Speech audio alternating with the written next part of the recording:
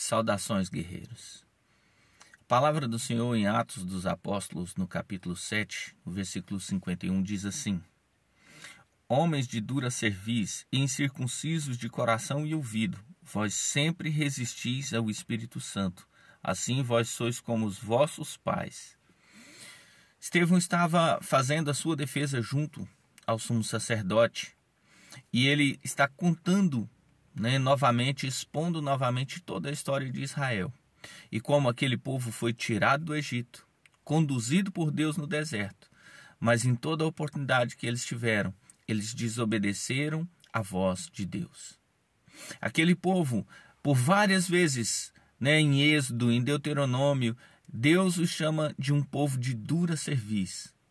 A dura cerviz é a condição que o homem não se dobra diante daquele que é maior do que eles.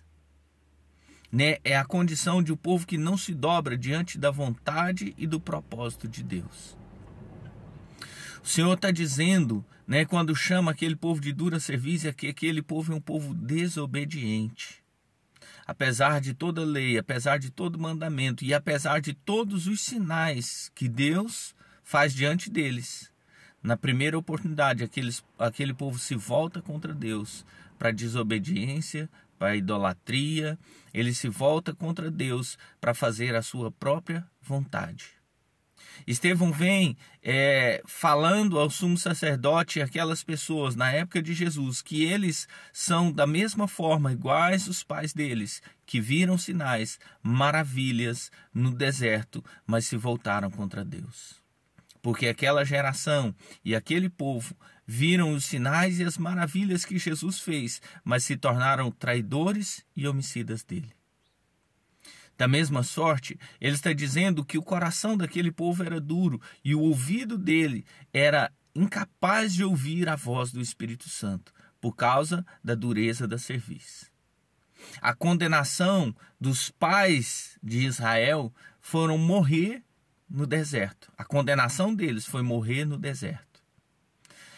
Assim, a gente entende que a condenação daqueles que traíram Jesus Cristo também era morrer nos seus pecados.